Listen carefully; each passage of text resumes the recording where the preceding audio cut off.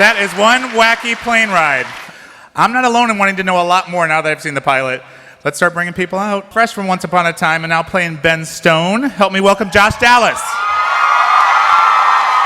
I'm in guesting on shows like Supernatural. In Manifest, she's playing Michaela Stone, Melissa Roxburgh. And he's the guy who has all the answers for the entire series. Executive producer and series creator, Jeff Rake. People want to know what should the fandom for this show be called. So I'm going to see if you guys can help out. Should they be manifestors? Should they be passengers? Maybe we can have different factions. Okay. Right? Don't split up our fans, please. Let's start an army. Manifestors. Yeah.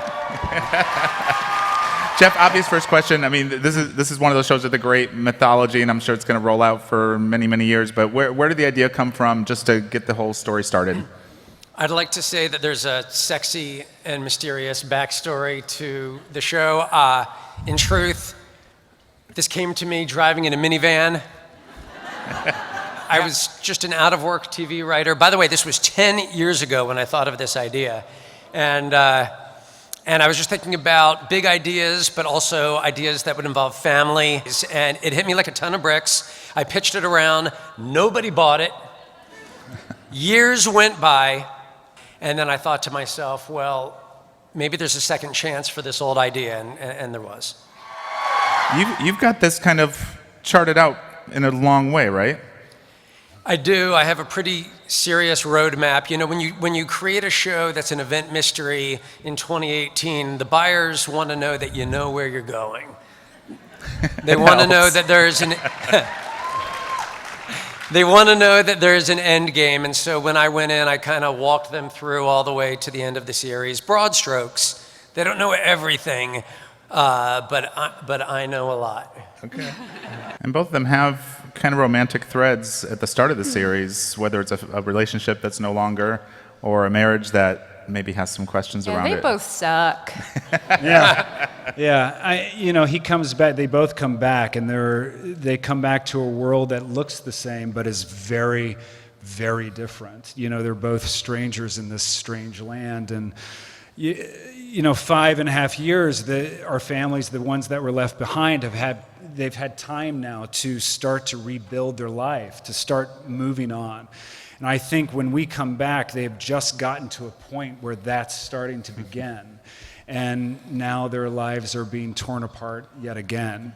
Will Michaela be fighting for her man to get him back? I mean, I think that's like the ethical question here of like, do you let that person continue to be happy? Do you try and take it back? Do you, what's selfish versus selfless? So I think we see a bit of that. Also, what we saw in the pilot, there seem to be some questions of faith versus science. Is that a big thrust of the show as we move forward for all the characters? It's a huge thrust of the show, as Josh was alluding to. Ben, he's kind of inspired, for me, he's kind of inspired by Richard Dreyfuss in Close Encounters. He is science-based, he's tenacious, he believes there's an earthbound explanation for what's happened here. Michaela is a lapsed person of faith. You saw the importance that religion played in her mother's life, and Michaela, believes that all of this might connect to a higher calling. That debate, science versus faith, drives series, and it'll be one of our series mythology questions as we move through the seasons. Okay. So the other characters in the show, obviously in the very last scene, you see there's so many other people involved in this, all the people that survived. How much more will we be spending time with them? Will they be different people coming in and out, or will we get to know all of them collectively? How does that play out? We're going to get to know a lot of the people from that plane. You glimpsed a few in this episode who spoke up for a moment, either on the airplane or in the questioning afterwards. We're going to get to know all of them, starting in episode 2 and onward.